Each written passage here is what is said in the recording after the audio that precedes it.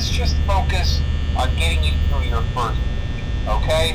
Let's see. First, there's an introductory greeting from the company that I'm supposed to read. It's kind of a legal thing, you know. Welcome to Freddy Fazbear's Pizza, a magical place for kids and grown-ups alike, where fantasy and fun come to life. Fazbear Entertainment is not responsible for damage to property or person. Upon discovering that damage or death has occurred, a missing person report will be filed within 90 days or as soon as property and premises have been thoroughly cleaned and bleached and the carpets have been replaced. Blah, blah, blah. Now, that might sound bad, I know, but there's really nothing to worry about. The animatronic characters here do get a bit quirky at night, but do I blame them? No. If I were forced to sing those same stupid songs for 20 years and I never got a bath, I'd probably be a bit irritable at night too. So remember, these characters hold a special place in the hearts of children and we need to show them a little respect, right? Okay. So just be aware, the characters do tend to wander a bit. They're left in some kind of free roaming mode at night. Something about their servos locking up if they get turned off for too long. They used to be allowed to walk around during the day too, but then there was the bite of 87. Yeah, it's amazing that the human body can live without the frontal lobe, you know? Now, concerning your safety, the only real risk to you as a night watchman here, if any, is the fact that these characters, if they happen to see you after hours, probably won't recognize you as a person. They'll most likely see you as a metal endoskeleton without its costume on. Now, since that's against the rules here at Freddy Fazbear's Pizza, they'll probably try to forcefully stuff you inside a Freddy Fazbear suit. Now, that wouldn't be so bad if the suits themselves weren't filled with cross beams, wires, and animatronic devices, especially around the facial area. So you can imagine how having your head forcefully pressed inside one of those could cause a bit of discomfort and death. The only parts of you that would likely see the light of day again would be your eyeballs and teeth that pop out the front of the mask. Yeah, they don't tell you these things when you sign up. But hey, first station of the breeze. I'll chat with you tomorrow. Check those cameras and remember to close the doors only if absolutely necessary. Gotta conserve power. Alright, good night.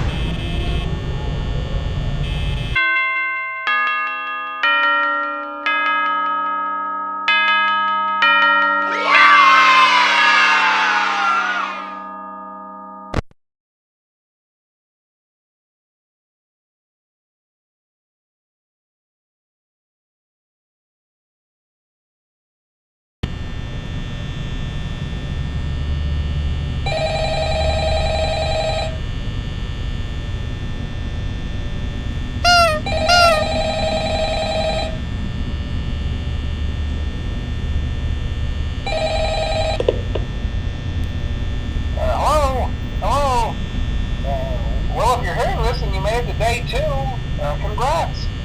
I won't talk quite as long this time since Freddy and his friends tend to become more active as the week progresses. It might be a good idea to peek at those cameras while I talk, just to make sure everyone's in their proper place, you know. Interestingly enough, Freddy himself doesn't come off stage very often. I've heard he becomes a lot more active in the dark, though, so hey, I guess that's one more reason not to run out of power, right? I also want to emphasize the importance of using your door lights. There are blind spots in your camera view, and those blind spots happen to be right outside your doors.